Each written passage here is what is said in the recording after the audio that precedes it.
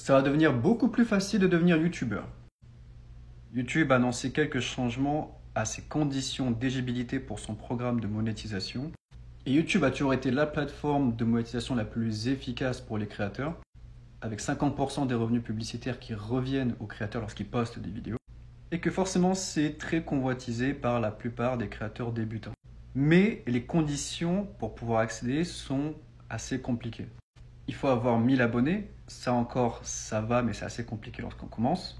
Mais surtout la grosse barrière à la monétisation pour tous ceux qui ont essayé de se lancer sur YouTube, c'est qu'il faut avoir 4000 heures de visionnage sur votre compte avec des vidéos qui ont moins de 1 an. Et pour ceux qui sont plus dans les shorts, il faut faire 10 millions de vues avec vos shorts dans les 90 jours précédents. Et plein de créateurs font du très bon contenu et ils ont la patte YouTube et du coup ils y arrivent, mais beaucoup n'y arrivent pas. Et notamment comparé à TikTok, parce que sur TikTok, même s'il faut beaucoup de followers pour avoir accès au fonds des créateurs, il ne faut pas cette limite des heures à visionner. Donc maintenant, ils demandent 500 abonnés, ce qui est la moitié d'avant. Et nouveauté super intéressante, ils demandent d'avoir 3 vidéos publiées en public dans les 90 jours précédents. Ce qui en fait est une demande d'activité de la part de YouTube pour les créateurs. Parce qu'il y a plein de créateurs qui ne font pas de vidéos pendant 3-4 mois, qui font des grosses vidéos, après il les met sur YouTube. Et là du coup ça va forcer les créateurs à avoir un cycle de production plus court et de poster des vidéos même si elles ne sont pas forcément aussi travaillées qu'avant. Notamment pour les créateurs qui font des vidéos assez longues, il y a plein de créateurs qui font des documentaires, des choses comme ça. Donc voilà, 3 vidéos dans les 90 précédents jours. Et après ils ont fait une baisse substantielle des heures à regarder, de visionnage.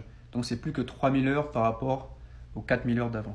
Et surtout 3 millions de vues sur les shorts, qui est une division par 3, sur vos shorts pour avoir accès à la monétisation. Je pense que 3000 heures c'est toujours un peu trop pour la plupart des débutants qui créent des vidéos et qui n'ont pas de traction pour pouvoir avoir du visionnage. Mais les 3 millions sur les shorts c'est beaucoup plus atteignable, ça reste quand même beaucoup mais c'est beaucoup plus atteignable pour ceux qui font des TikTok et qui veulent les transférer sur YouTube. Je pense qu'il y a un vrai intérêt à pouvoir se dire maintenant de reposter ou même d'aller poster sur YouTube, ce sera beaucoup plus intéressant. Est-ce que vous pensez que c'est encore beaucoup trop ou est-ce que vous pensez qu'il y a des améliorations à faire sur l'accès au programme? Ou que ça devrait être comme TikTok, ça veut dire beaucoup plus simple. Sachant quand même que YouTube poste des publicités sur votre compte même si vous ne postez pas. Même si vous n'êtes pas monétisé, YouTube fait quand même de l'argent à votre compte. Voilà. Bon, c'est le prix pour avoir des vidéos qui sont hébergées de manière gratuite sur YouTube. Qu'est-ce que vous en pensez? Dites-moi en commentaire.